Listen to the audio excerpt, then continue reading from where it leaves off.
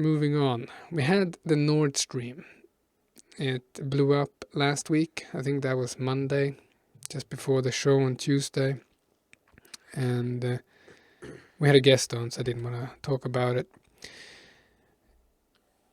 But yeah, it blew up. It's big. It's a big explosion, big bomb, big operation. Everyone's looking at Brandon over there in America, NATO action, and the allies of them having an interest in that breaking down. The 5.6D chess people obviously think it's Russia. Putin blew up the pipe for very, very esoteric reasons. So I had some clips here, but maybe I know you, Mike, you probably have a take you want to get on this before. Well, you got to get that meme up. It's very important. Oh, yes. Because that's the culprit right there, that meme. I pull it up while you talk. Yeah, I can get into this more later, but just the background information is like to people who, well, probably not even everyone here in the Nordics knows, but like, so each stream, so Nord Stream 1 and Nord Stream 2 are 2 pipes. So all in all, 4 pipes blew up. So it's not just, one pipe somewhere that blew up. Mm. Good to know.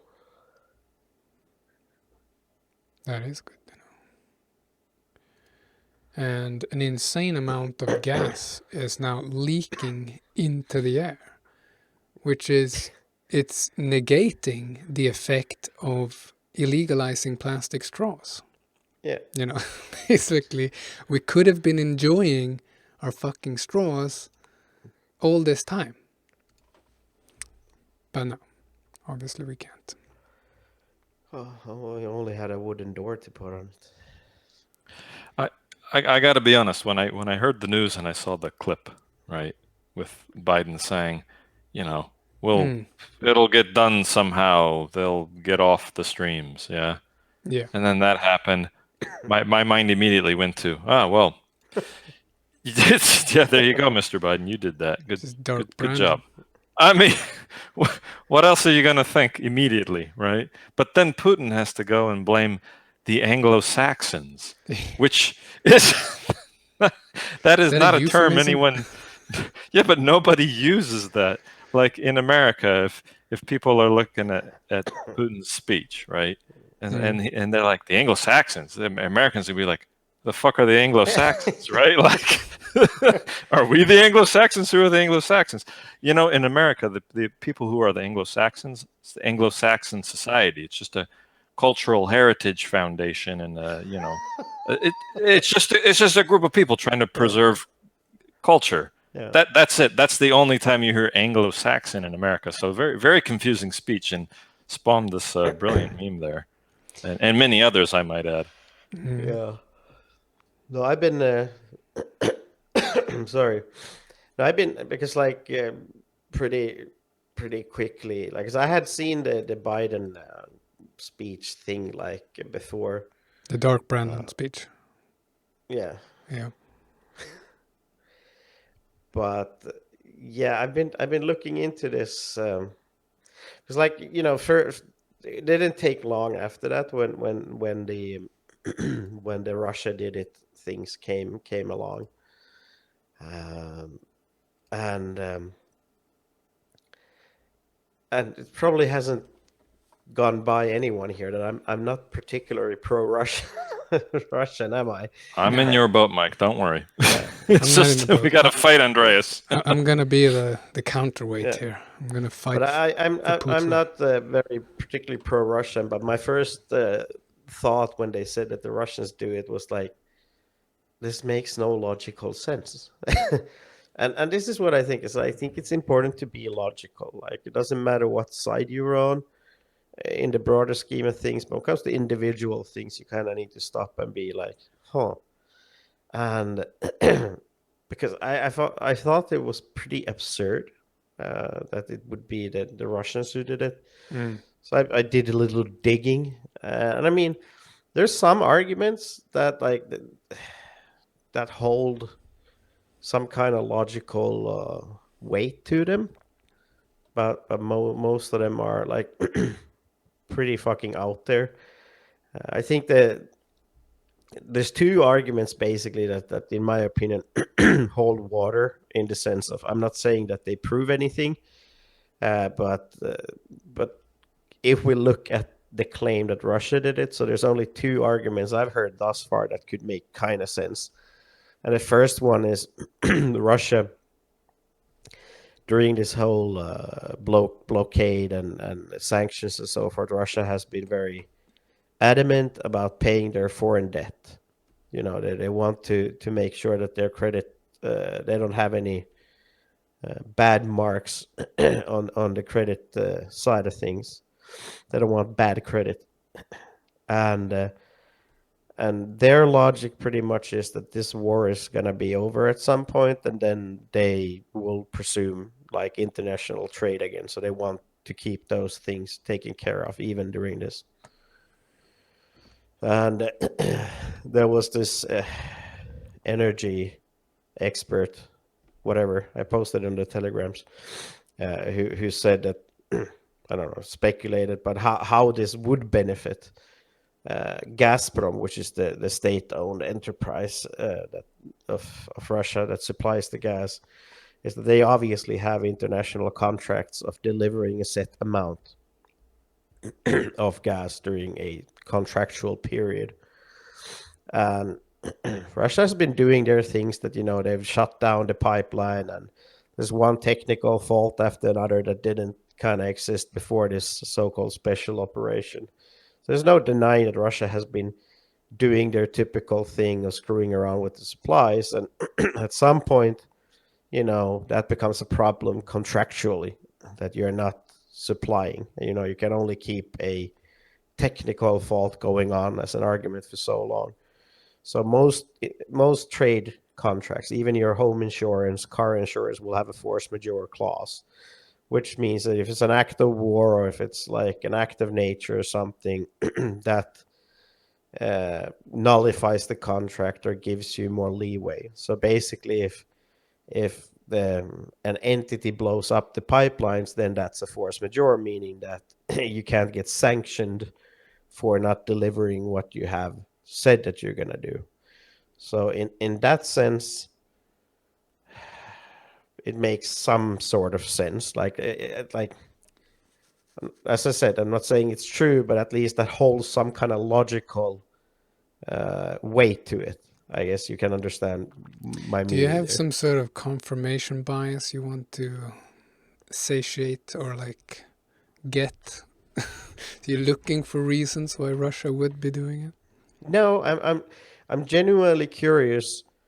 I'm genuinely curious to why they would do it, because I don't think it makes sense. So then I was like, okay, so let's look at the arguments for them having done it. And there's been a lot of nonsense being like, yeah, this doesn't, because like if you look at it on paper, if we imagine that there's 100 reasons, 99 of those reasons would benefit the United States and not Russia. Yeah.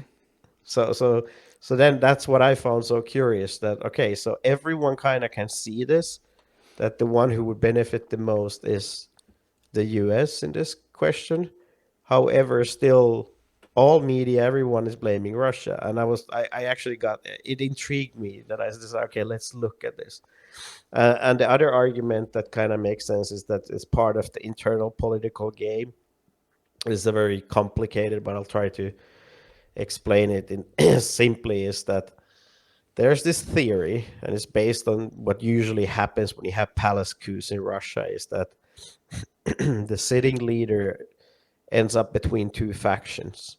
So you have the hardline ultra-nationalists in Russia, and then you have the Silaviki, or what they're called, basically the corrupt oligarchs and stuff, who want to keep the status quo because that's how they get rich. But the hardline nationalists in Russia right now, who support the war and so forth, you know, they've been for mobilization and all kind of stuff for a long time. So then this theory is that, you know, Putin is afraid that one of these entities, say that the either or entity, would move against him to, take control of power and get their will.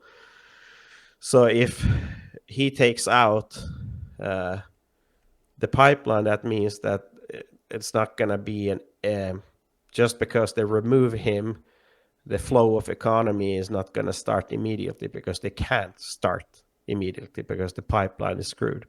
But that, in my opinion, doesn't really hold light, because there's like 15 different gas pipelines going to Europe from Russia. Mm-hmm. So that makes no sense either. So I think the only argument that makes sense would be the force majeure thing, which I just don't believe. So I do think it's the Americans who did it. Or doesn't have to be. I mean, it could be like, if we exclude the Americans, who else would have the balls to do it and the proximity to do it? Germans, definitely not. The Norwegians. Swedes, definitely not. Norway, not. They already sell enough to the UK and stuff. Yeah, I'm joking. Yeah. But the Poles. The Swedish people might have something to do with it, not be behind the whole thing. But in proximity, we do have, land there. Yeah, but I mean, like, the only country besides the US that would have the balls to do it is Poland. Yeah. And considering how hardline they've been against Russia and so forth, they very much could have. But yeah, it's interesting. But yeah, I'm truly fascinated, because it's one of those. And I mean, we saw this during Corona times as well, that all the media is basically, everyone is dying. They start beating the drum, right? Mm-hmm. But even when it's Corona, there's still a virus. There's still, Is there? It's still like the concept of a virus or whatever. It's hard for people to really be sure, or to really kind of connect the dots. But a pipeline, like it's. And somebody like a president of the US saying that we're going to make it. And there's all these things that have happened. And very few, is basically a nation state that can do it. And yet all the media, everyone started drumming the Russia thing, which makes, it's almost like an empirical study of how this works. And that's why I found it interesting. Yeah, I got a picture here for the video enjoyers. So it goes through the Baltic Sea, and there is international water there. You have the Swedish water, international water. You have the Danish water around the island of Bornholm. And technically it's Swedish and Danish water all the way, but because it's a narrow strait, we have what's called countries agree that it's an international water, even though technically Swedish and Danish water. So you have economic zones, and then you have territorial waters. So it's smack in the middle of Danish and Swedish waters. Yeah. And the thing is that NATO was having exercises in the area. I don't know if it was the days before or it was a week before. I read even something that they were like last summer. Last summer? Yeah. What the fuck? They've been here with their summer, cruise ships. So. They've been been to Stockholm, landing with their cruise ships. So they've been in the Baltic Sea, and obviously Sweden loves it. They were creaming up to them for the NATO membership and stuff like that. It's disgusting. But there was this guy I was going to talk about. Where did he go? There, Douglas McGregor. He's a previous advisor to the Pentagon during the Donald Trump reign. He was saying that America and Great Britain did it, and that is completely absurd to suggest that Russia. I haven't seen. So you're saying that the mainstream media is definitely saying that it's Russia somehow? Yeah, and this is like, it tickled my investigative side, being like, hold on. Like, usually the things that they start to drum up, they at least have like something that they can kind of narrate this story around. But this one is like kind of clearly that, you have like 500 different things pointing at one thing, and the media is pointing the complete opposite way, and it's like, hold just on, and that's why the facts. so that's why I kind of got interested in it. Is there any argument that would make sense? And so he's saying, this McGregor dude is saying that they are basically doing this to Germany because Olaf Scholz previously has indicated that he doesn't want to give any more military equipment to the Ukraine. He's like, we're going to have a very serious winter. We're just going to try to, persevere through this and not give away our resources to other countries right now. And McGregor is suggesting that this is a wink. It's quite a big wink to Germany to say, you settle in the boat, you little cuck. And we all know with Germany the situation that they're in. They're an occupied country by America. So it is interesting if this Scholz dude, I haven't looked into him that much since he was elected, but people have been saying that he hasn't got any balls. So he wouldn't be the one to stand up against Biden or the Jews behind Biden. To be honest, like the whole German establishment is this modern, the result of the denazification, I guess. This is the fruits they're bearing now. And they all need a fucking wake-up call, that's for sure. Like, it doesn't matter if you think Russia is based or not. Like, a nation the size of Germany with 80 million people, tying their whole energy, making themselves dependent on a foreign country for the energy is just fucking retarded. There's one thing if you're like dependent on imports of oil for gasoline and stuff but you can produce nuclear power and all things. You can actually do that. Yeah. And they're just like, let's put all eggs in the basket of the one country in Europe that always screws everyone over. So in a way, they do do need this wake up call. Yeah, but at the same time, that's one of the points of I don't know if it's the neocons or what it is, but people responding to this in the mainstream, politicians in America saying that, like, we have to make our own green energy, to push for being independent with our own eco-friendly solutions instead of relying. Power. Yeah, but they're not talking about nuclear power. They're talking about fucking starving and freezing to death. But they're talking about stopping with the oil and stopping with the gas, the things that keep us afloat. But nuclear power, obviously, they're demonizing that as well. So he's saying that now, when they blew that up, now Germany doesn't have any leverage anymore. They will just have to do as they're told if they want to survive the winter. We'll see how that works out. We also have this other guy, this Jew. We have a Jewish Jeffrey Sachs. He was a Jewish. He is a Jewish economist that was on Bloomberg TV making some bold statements. So he is known for being a shock therapy economist. Economist. Thank you. To Boris Yeltsin, back from when the Soviet Union was transferring from a plan economy to capitalism. He had some solutions for that, I guess. I don't know the guy. But I got a clip here of him saying some controversial things. It was interesting. The destruction of the Nord Stream pipeline, which I would bet was a U.S. action, perhaps U.S. and Poland. This is Jeff, we got to stop there. That's quite a statement as well. Why do you feel that was a U.S. action? What evidence do you have of that? Is that guy also a Jew? First of all, there's direct radar evidence that U.S. helicopters, military helicopters that are normally based in Gdansk, were circling over this area.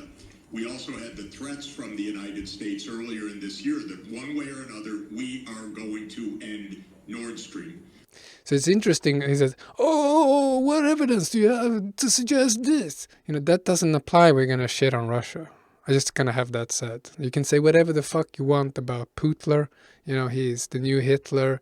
He's either he's a madman or he's stupid or But when you're criticizing America or suggesting that America would do some insane, I would add, this is insane terrorism, then, oh man, you need the evidence to suggest that they would do something like that, So, continue. We also have a remarkable statement by Secretary Blinken last Friday in a press conference. He says, this is also a tremendous opportunity. It's a strange way to talk if you're worried about the piracy on international infrastructure of vital significance. So I know this runs counter to our narrative. You're not allowed to say these things in the West, but the fact of the matter is, all over the world, when I talk to people, they think the U.S. did it. And just to tell you, and by the way, even reporters on our papers that are involved tell me privately, well, of course, but it doesn't show up in our media. Professor, please. I don't want to get into tit for tat about what did or did not. Yeah, we don't want to know who did what or what happened or anything like that. Just fucking give us the spiel. Give us the narrative. I know we have our narrative that we're not supposed to break, but here's what everyone is not saying about the situation right now. So that's one indicator, I guess, that there was helicopters from Gdansk circling over the area at the time. Yeah, I saw also this apparently, I'm not verified it or something, but it was somebody saying that the US has some kind of what do you call them, torpedoes that you can launch from airplanes. Oh. And there was one US Air Force, I think, airplane that flew over in line with the pipelines approximately the same times it happened. And apparently it was an airplane that could carry that kind of munition. I don't know, but yeah. Mm-hmm. Yeah, so that's what he was saying. Do you have any thoughts on that, Alan? Yeah, I mean, a couple. It's sort of the Biden administration is. Oh, post that. Tucker, hey buddy. Yeah, yeah in a way, it's kind of like, should he be running his mouth if America's trying to do a special operation? You know what I mean? Yeah. Like if you imagine it's your country.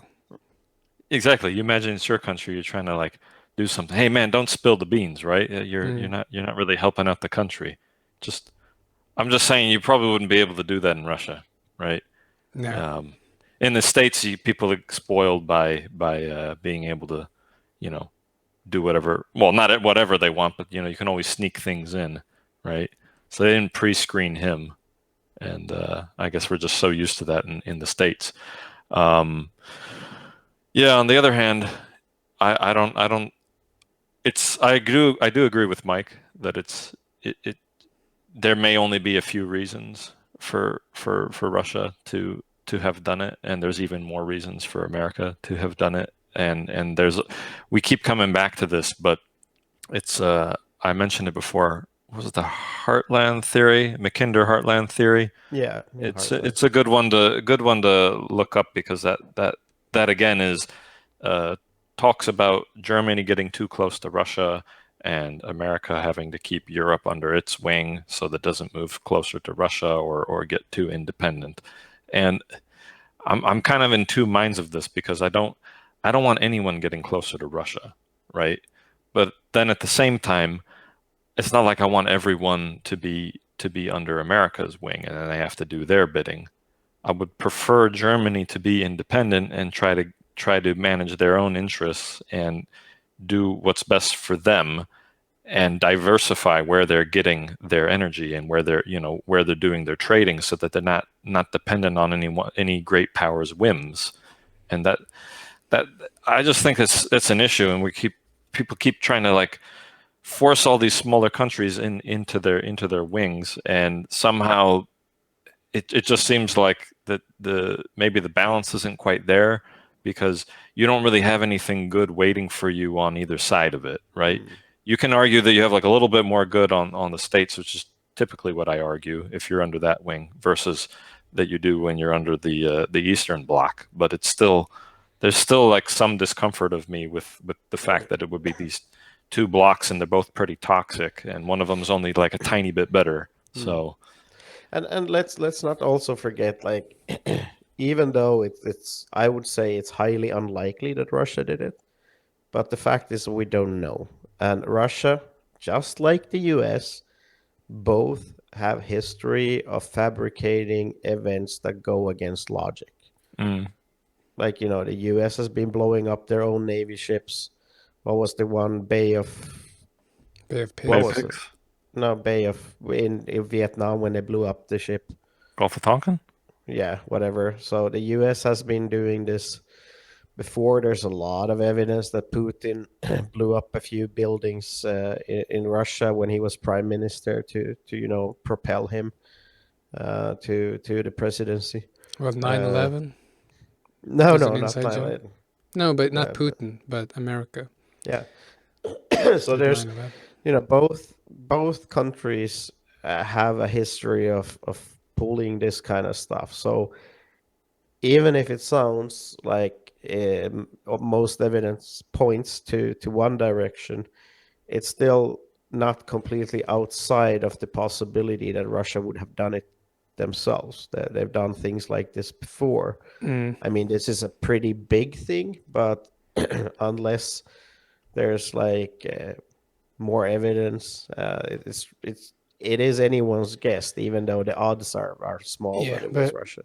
Let's talk about the possibilities that this Western bloc is fragmenting, that is breaking apart because of this, like, I don't want to call it ridiculous conflict, but it is ridiculous how every country is just plowing down billions of their money while we're going into a fucking recession and people are going to starve and freeze to death in the winter.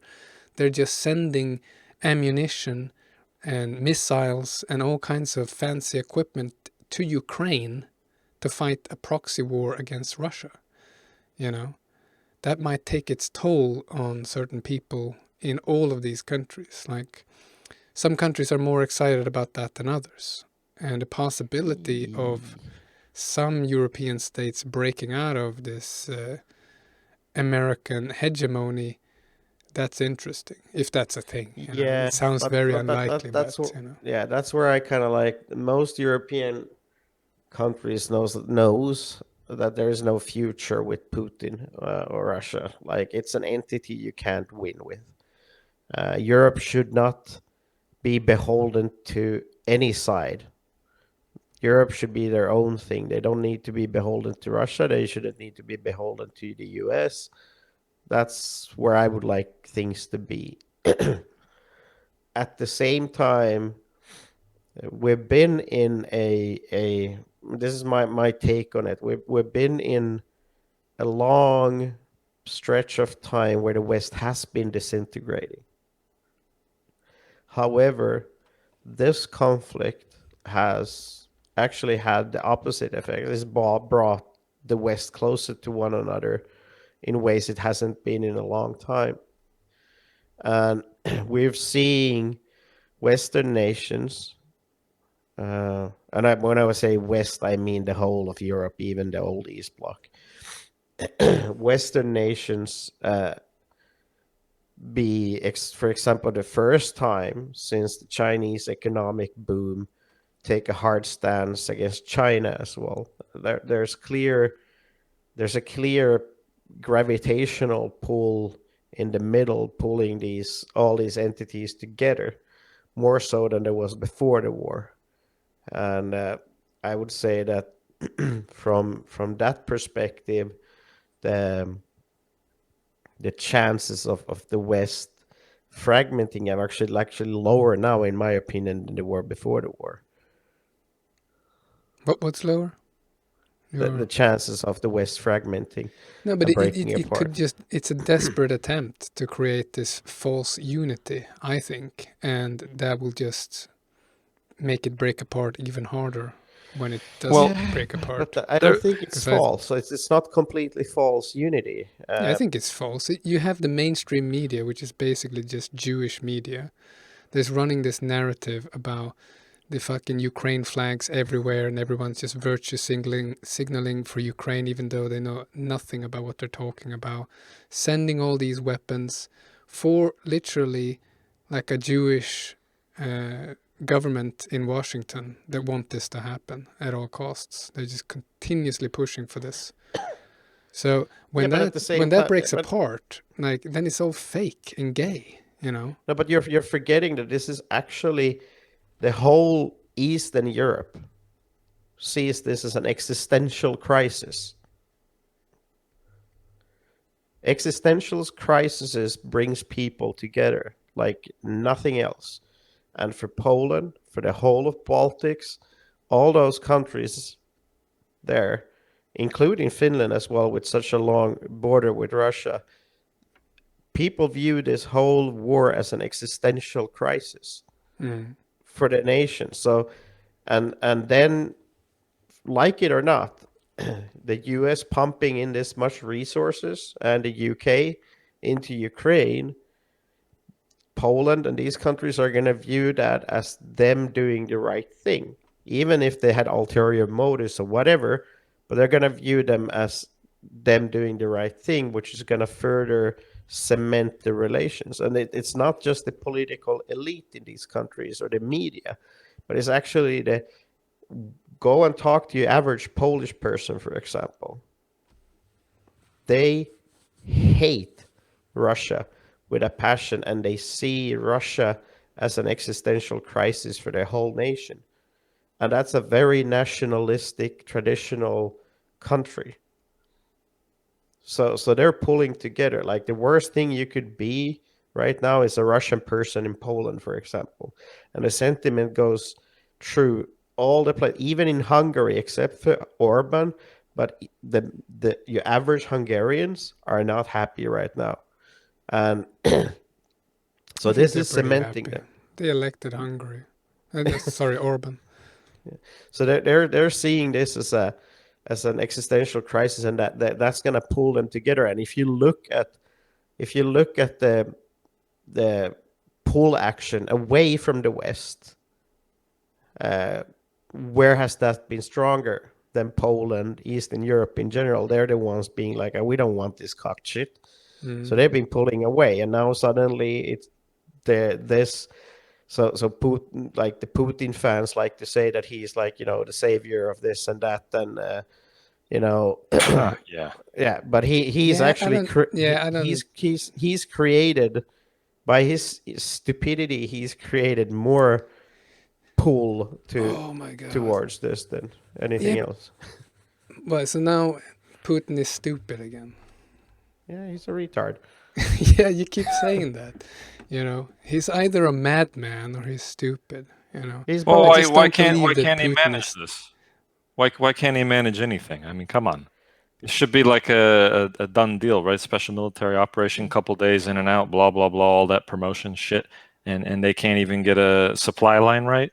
I mean, what is their deal, honestly? Unless they're being like paid by the WEF or something to just bungle this up so that some third actor can get the most out of it. Everyone's trying to get something out of this shit. So it's very complicated. He's an ideologue that believes in his own shit to his own fault. He actually believed that the Russian military was all modernized and stuff. I'm sure he did. Yeah, and that everything was in chip shape. Oh, we have 400,000 tanks in perfect condition, and he believed in the superiority of the Russian multicultural Bohemia so much that he kind of forgot that there's a thing like corruption. All this, he's like, either he's like, I mean, he's a madman, or is retarded, like either or then he's just become delusional.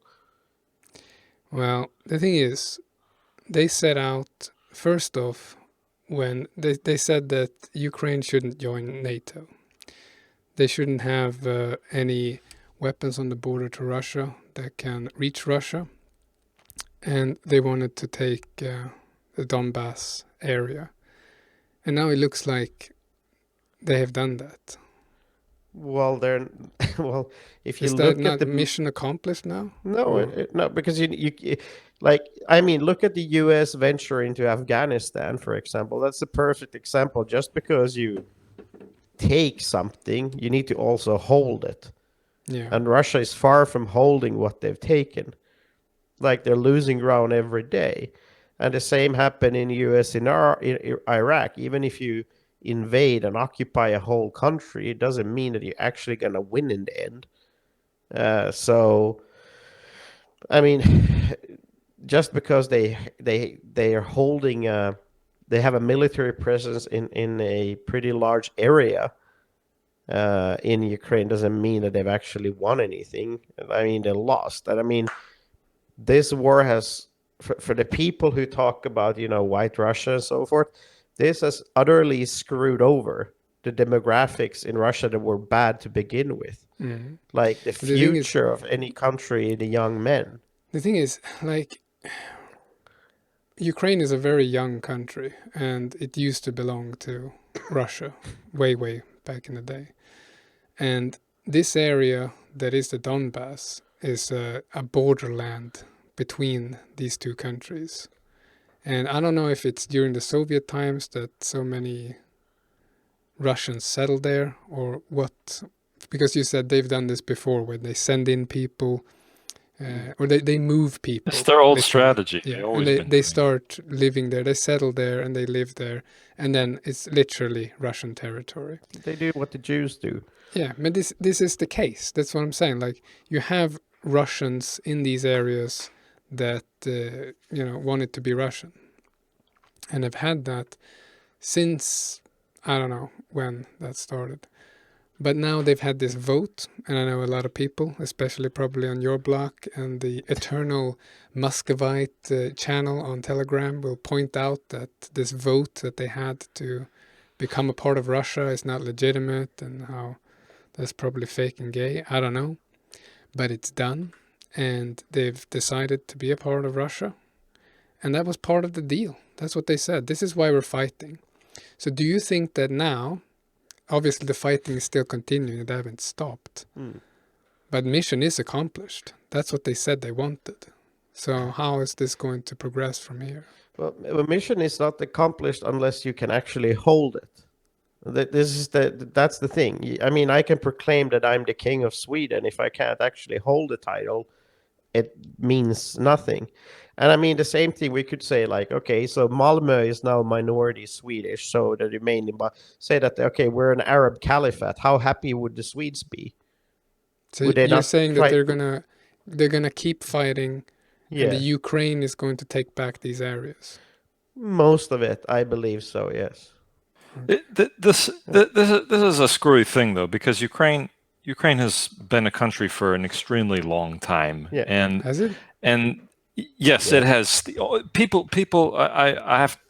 I don't mean to stir up shit, but people like Bannon and Stryker and all kinds of folks saying Ukraine is fake. It's not a real country. It's never been a real country and all that. No, that's hogwash. Yeah. And the history of Ukraine is very long, and it's a very fiercely independent people. One interruption: modern day Finland is younger than modern day Ukraine. Should Finland, one of the Nordic countries, go back to Russia then? No, I'm not saying the whole country. I'm just saying that area with Russians, they voted to be Russian. Yeah, but should Malmö become a caliphate? Because they're suddenly now, it used to be part of Denmark, and then it became Sweden, and now there's a lot of Muslims that moved in there, and now they want to be independent. No, I don't believe that anything should or should be. It's just what it is. But if the Malmö people would proclaim that we're independent, now you wouldn't have any problem with that. Yes, I obviously would. Yeah. So that's the situation. Well, I don't know. Sorry, I don't Alan. really give a shit. But look. I mean, my point is that Ukraine's a country. It's been a country for a very long time. somebody goes and moves in a bunch of Russians, and then they think, oh, we can break up your country because a bunch of people that are in your fucking country are going to vote to move a piece of your country to our country? Come on, what the hell is that? That's like, look at what the Mexicans will do in Texas. They're going to hold a referendum to make Texas part of Mexico or something. I mean, you can see this coming, this kind of shit. So no, I don't buy it at all. Yeah, This is and the fact that people like Bannon and whatnot, all sorts of people on the right wing in America are trying to confuse people. This is really slimy. So yeah, no, that kind of stuff pisses me off. So we're not a big fan on the vote. No, No. I'm not a fan. No. I'm not fan of Russia or Russians in general. They can like die in a hellfire for all I care. Even the white ones, I'm saying it. They can fuck themselves. They're just a thorn in Europe's side forever. And as long as they keep messing about, we're never gonna have nice things.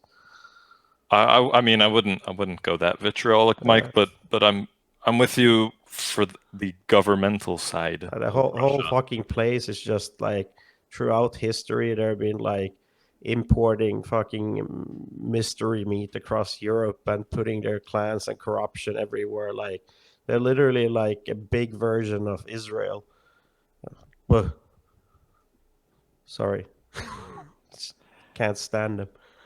Yeah, look, I mean, I don't want to spin this off too much, but basically, people need to try to follow a narrative from a certain point in history and not get confused. And I've said this before, I don't know, last year or something when we took a break from Corona or something, but basically, after World War II, right, you get this nasty Soviet monster, and they want to swallow up as much of Europe as they can.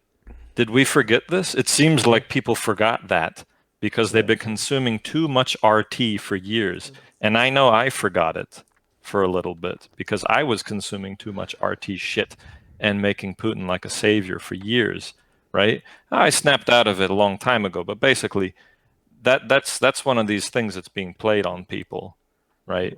And you have to have a cohesive narrative and a good starting point in history to try to make sense of this.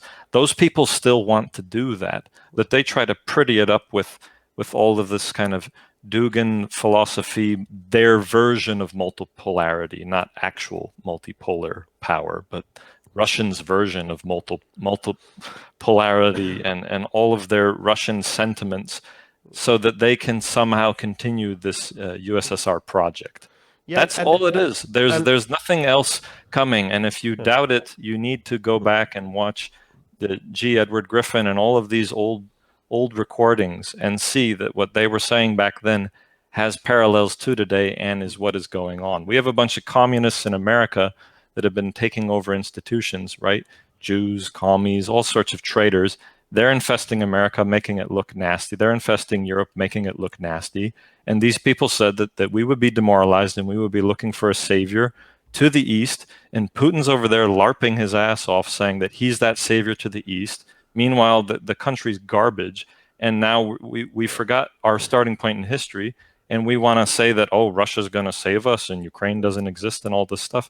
So I'm just saying, it's not like we've got a lot of good people in this, right? We have ourselves. Yeah, and that's what I'm saying. And speaking of history, like there are good Russians, but 99.9% of them don't live in Russia. They left a fucking long time ago because they did.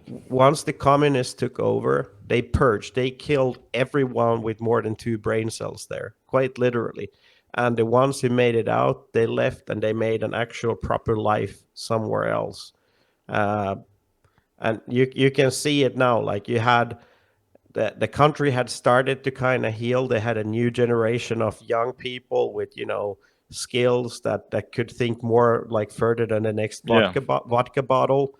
What happened as soon as Putin started this? They were the first ones out, and the only ones left are the passive sheeple that won't do anything. It doesn't matter. Like it's so bad. Like the whole genetic structure of that place is screwed up because of communism, and the little hope they had it's just gone now. And like thousands upon smart people who could actually do something, be productive, they left. They're here. Or the US, they just 24th of September, February, a few days later, they just opt out, and now you have people who have been supporting the war all the time, and one they're like, oh shit, I might have to go. Now they're coming, but like there's no future. Total mobilization.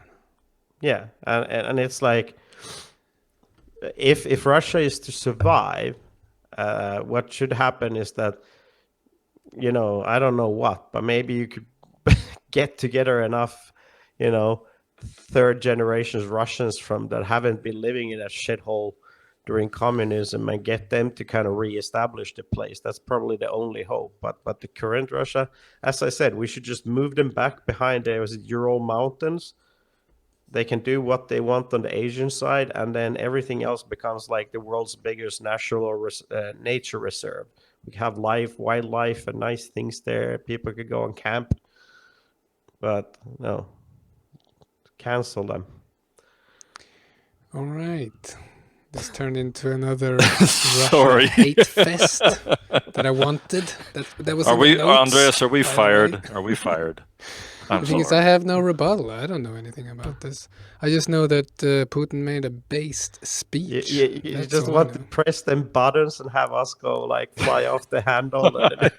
Yeah. But you knew this was going to happen because I was typing furiously in our little group chat. So you knew what I was going to say. I know. It would be interesting. We're going to have Warren I even back on the forgot show my at flu some for point. I even forgot my flu for a few minutes. Cured by hatred. I like it. Putin cured my flu. Maybe I like him. Now, I was going to, we're going to invite Warren Baylog on the show at some point.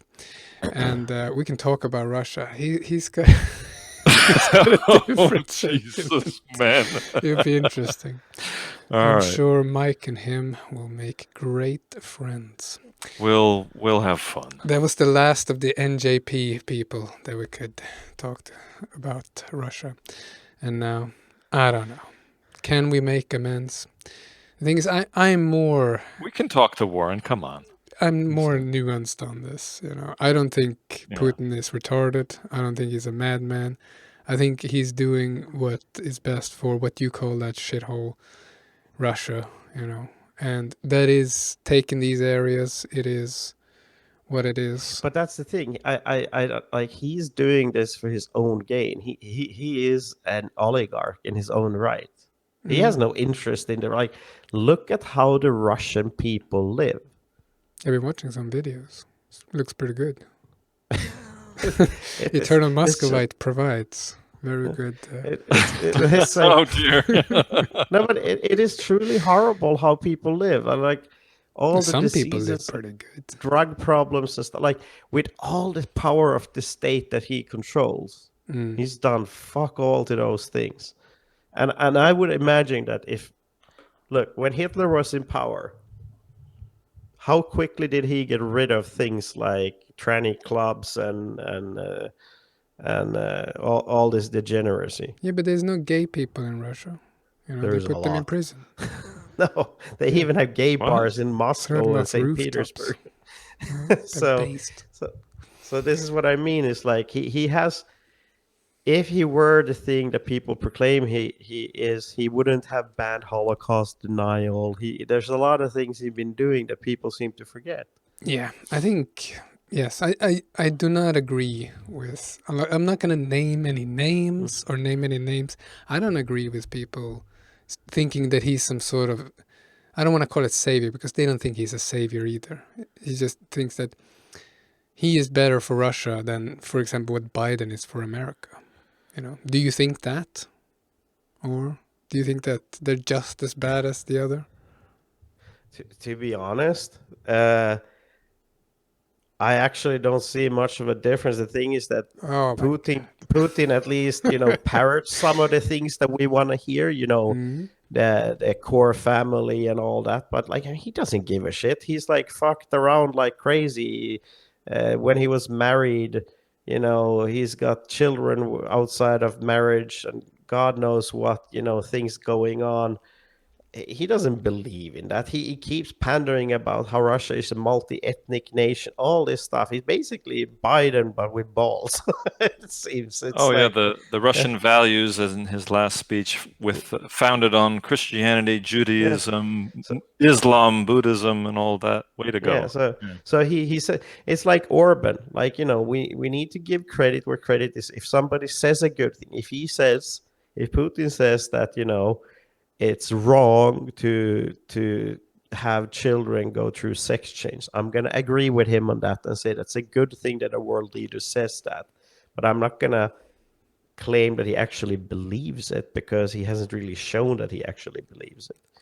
But I'm not going to say that it's a bad thing to bring those things to as talking points. I would like to see if there are policies that they've put in place, right? What is expressly forbidden, and what is sort of, you know, they don't really try to do anything about it, right?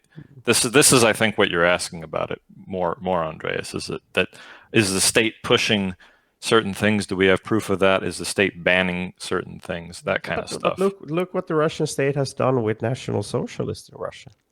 Yeah, but that's They're always the gone. argument. You know, that's always the outlier, that we can't be National Socialist in Russia, and we all understand that. Like, if we were running this show in Russia, we would be in prison tomorrow, basically. But That is like, true. But why with why everything not why else, not? like, you're talking about a society that's so shit that no one wants to live there. And But he talks about gays, this and that. They have like gay theater and stuff. You know, they even have gay people doing drag shows on national TV there. we do that, have that too. Yeah. So like he says one thing and does a very different thing. The other thing about this argument that doesn't really matter to me is that if Jews and commies are running all sorts of things, and their strategy was to mess up Europe and America with their garbage, you know, then you know, they're trying to ruin us. So yeah, okay, maybe he is better for it. Like, let's just pretend that he is. But they send all the garbage over to us. Mm-hmm. So I still don't like him, and I still don't like his government and his country. So even if he is good for it, well, okay, fine, good for the people that live there. Thanks for sending me all this shit and all of your agents over to my country, right? Yeah. So these arguments, they don't mean anything to me, and people trying to make me feel sympathetic for my enemy. What does that do for me? That doesn't fix my problems, and he's not going to ever help me fix my country. So yeah, that's kind of why I don't care. And any country that uses sending more racial strangers to us as a political weapon, that Putin has done, that Erdogan has done, and Lukashenko has done, they're shit in my book. They're just forcing more non-whites here. And for that, in my opinion, doing that, and I hope most people will agree, that is an act of treason against our people, and treason should be treated only one specific way. Yeah, but the thing is, everyone's traitors. No one in any Western country has a leader that's not a traitor to their people. So we'll get into the speech now, because it's the Russia hate is dragging out the timeline here.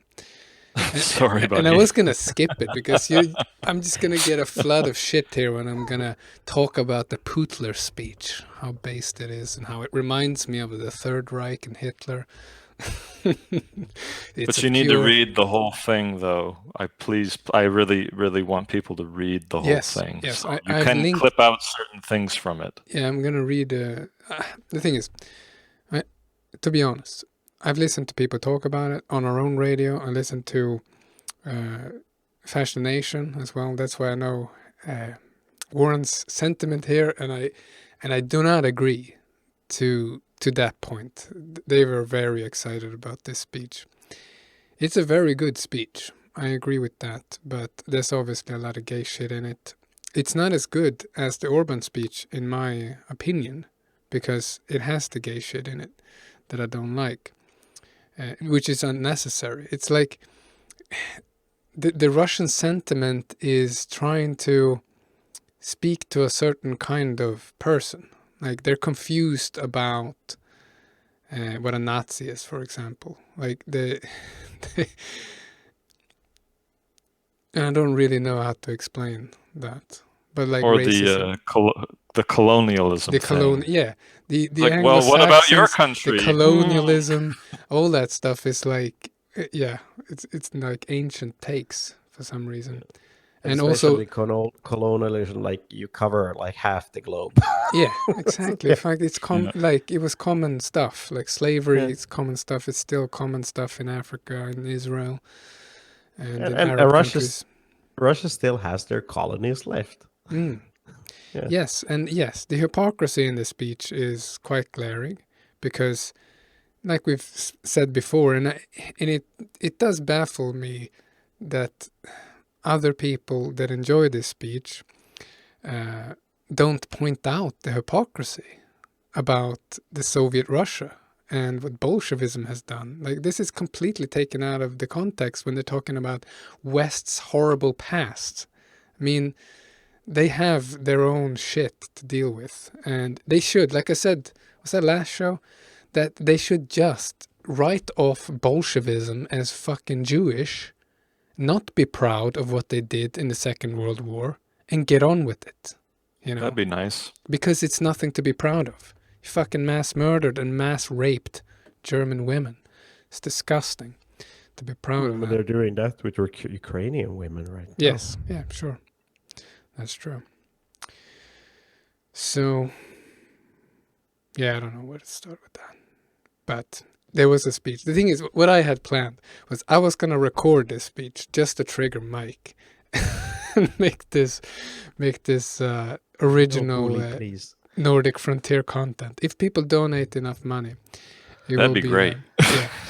I'm going to make this speech the most based speech as ever, but in its entirety, so people can judge it for themselves, because there are some interesting bits here. And what he's doing is painting a picture of the West as very corrupt. They are racist. They have Russophobia. They're racist against Russians, which is also like asinine stuff to say.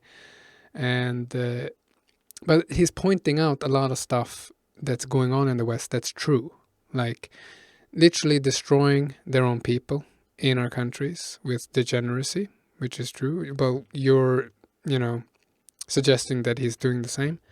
But he's saying about the West. And he's also saying this interesting thing that the West has imposed rules on the whole world. Literally talking about the UN and NATO, the Allied forces, which they were a part of, I might add, after the war, that have created this globalist machine that does no wrong. They can take out whatever country they want in the name of democracy when it threatens their hegemony, take their natural resources and use it for their own to sell to the rest of the world, like they have been doing in the Middle East for decades now. And things like that. And he's using that as a point. And I'm like, you were a part of that. Russia was a part of the Allies. You can't separate the two. So you have that. While it's true, it's hypocritical to bring up. You have colonialism. It's hypocritical to bring up.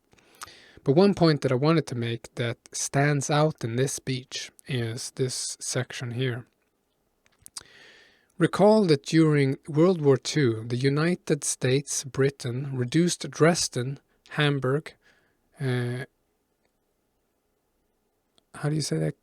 Cologne in English. Yeah, Köln in German. And many other cities to rubble, without the least military necessity. It was done ostentatiously and, to repeat, without any military necessity. They had only one goal, as with the nuclear bombing of the Japanese cities, to intimidate our country, and I don't understand our country in this context because you were allied to them, so it must be a misprint or something. Intimidate our country and the rest of the world. Yeah, he's saying that, yes, they're intimidating the whole world because they had nuclear missiles. The United States left a deep scar in the memory of the people in Korea and Vietnam with their carpet bombings and the use of napalm and chemical weapons. It actually continues to occupy Germany, Japan, and the Republic of Korea, and other countries, which they cynically refer to as equals and allies. Look now, what kind of alliance is that? The whole world knows that the top officials in these countries are being spied on, and their offices and their homes are being bugged. It's a disgrace disgrace for those who do this and for those who, like slaves, silently and meekly swallow this arrogant behavior. So the interesting part here is not that he mentions Dresden and stuff like that, because Russia was mass raping and mass murdering people on the Eastern Front for fun and, whatever, to basically destroy German people, like destroy Germany as is. So that's not my point here. The point is that he's saying that Germany and Japan and Korea are basically occupied by America. And that is not being mentioned by any other world leader, other than I've heard Ahmadinejad has said that before in Iran. But Yeah, that's interesting. that's interesting. Yeah, for sure. But the problem here is again is like he talks about occupy like Kaliningrad, Königsberg. It's still under Russian occupation to this day. Not even what is it? 4 months ago when they finished Mariupol, they completely leveled that whole city, like Dresden, just bombed the living shit out of that place. They did the same thing in Chechnya. So the things he's raising up in arguments is things that he like. The irony here is that he brings up things that that the Allies did, like their own allies did in World War II, where his country was a participant in the Allied part. Exactly. So, and his own country is still doing the same things to this day. And his own country had half of Germany until what, 1990 something, 91, until when the Berlin Wall fell. And all, like, That's what I mean. In order to make these statements, you have to disavow all that shit. Yeah, You literally and he's have. not doing it. Yeah. And every year he has the May parade, celebrating the Soviet exactly. victory. So but we've seen the incursion, the invasion in Ukraine. Like they have communist flags that they're putting up. They make no excuses, So, and also the nuclear bomb. Like, I mean, was it 2 days ago when he threatened people with nukes last time? Putin himself. But this is also this is something. This gives a glimpse into how Russia works, because this speech is broadcast across the world, inside Russia, but a lot of these things outside of the sanction is not broadcast within Russia. So they're not going to talk about them blowing up Mariupol completely. They're not talking about how many of their own soldiers have died in this special operation, as they call them. So this speech is catered toward their own audience as well, who actually buy this crap and don't think critically. So we on this side of the curtain, so to speak, we can address these hypocrisies, but your average Russian won't, because they won't even know the difference. They don't even know that Kaliningrad used to be German. Finnish. No, yes. No, Karjala used to be Finnish, so forth. So that bastard, I just can't stand that fucker. So this speech, I want to suggest, no, it's looking for words again. I want to imply that this speech is meant to sow dissent in Western countries. that is the purpose of this speech, because the dissidents are getting very excited about this rhetoric, because they don't hear this kind of stuff from our leaders, obviously. We heard some of it from Orban and this Meloni lady when she was talking about how these globalists are taking our values, our rights to be proud of who we are, and we're all the human race, whatever. So this rhetoric is catered to a certain kind of person. And I would argue as well that, and I think I've said it before, but that RT, for example, is a news channel that is meant to sow dissent in Western countries, that will criticize America for being even anti-white. They say that America is anti-white, but what the fuck is Russia? You know, they don't mention, like, it's just like with Putin's speech. They don't mention the hypocrisy, but they attack. Yeah. And dissidents and like that because we don't hear that in our own media. Yeah. And what other country does the same thing? It's a small little teeny tiny country in the Middle East. Exactly. It's projection. That's what it is. It's literally projection. So that's what I think a speech like this does. It is catered to people like not only us, because, I mean, whatever you like to call this, if it's the far right, we're not right or left, but we're far something. And it's not, you know, your kosher MAGA-tard kind of stuff. But they're the ones that are going to swallow this kind of stuff up. In the millions. People are going to look to Putin being a strong leader, saying it as it is about their leaders, sowing dissent for Biden, which obviously there already is. Like, people fucking hate the guy. The whole fucking cabinet is Jewish. And for reasons. So. Yeah. And we hate our leaders as well, except Åkesson. He's super based. Go, Sweden Democrats. We're saved. You know. Yeah. So, yeah, I think that's very effective. It's literally propaganda for the dissident right. He was a KGB officer. He knows this. This is, I mean, it's straight from what's his name, Yuri Zizmanov. The guy Bezmenov. It's basically exactly what he's been talking about.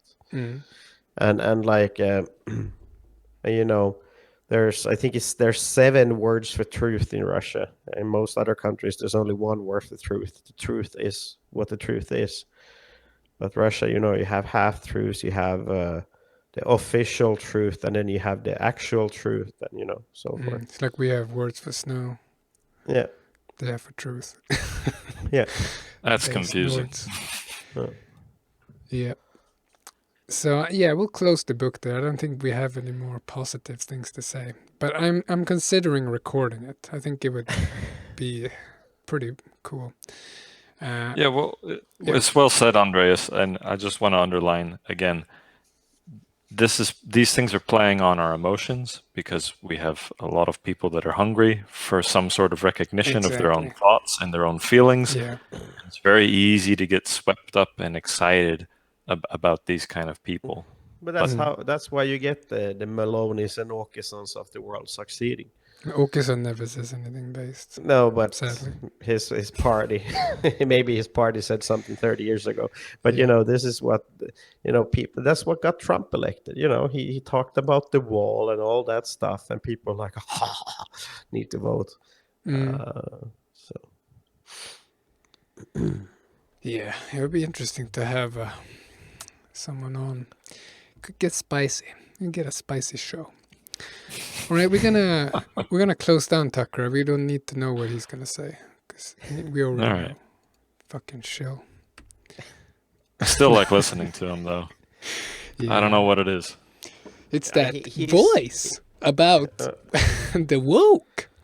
I don't know. He's good when it comes to specific areas, but very, very annoying when it comes to other areas. But they're just shills. All these fucking people are paid shills. I like how he totally believed he tried very hard to believe in the UFO stunt that they were pulling. What was that, like 9 months ago? Yeah. Well, that passed. Yeah. Yeah, I know. I don't like what was the point of that except some sort of distraction technique to cover up something else that was going on. But he really had to deliver that. Like, yeah, he had to deliver it like he really believed it. It was bizarre. He's a show guy. Imagine the paycheck he's getting from this. Yeah, but it just says something. He's like the Kashi. Okay, this sounds weird, but you understand what I mean. He's the kosher version of Alex Jones, in the sense that he's even more kosher than Alex Jones. Yeah. Purist Hitler message. Let's talk about Hitler. Let's talk about Putler.